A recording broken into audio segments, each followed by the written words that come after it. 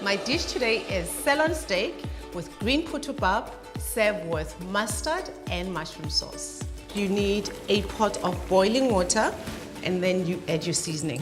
And I'm choosing Aromat because we're going for the naturally tasty flavors. Now the maize meal goes into the pot. You want to make sure you land right in the center. I want my grain to still remain dry, so I'm using the steam to actually cook the grain. Just cover the pot and let it stand for 15 minutes. We're making mushroom and mustard sauce. So we're going to season our mushrooms. In goes the sherry. I just love the aromas that you get from this beautiful combination of mushroom and sherry. And of course, Aromat. Okay, so now we're going to saute our shallots. And I'm using brandy to just bring out all those flavors and give that a good stir. Shrimp goes in the pan. Oh, all those beautiful aromas coming through.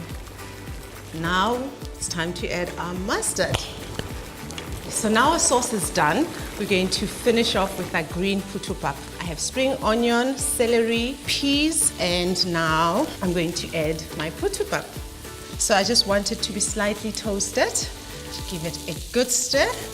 I'm gonna add more freshness to our dish with green apple. Now our putupap is done. I'm going to set it aside and get going with our steak. It's been marinating overnight in red wine, Worcester sauce, and some garlic. Nice and hot. Oh, the sizzling. Just look at that beautiful coloring on that steak. And we're done.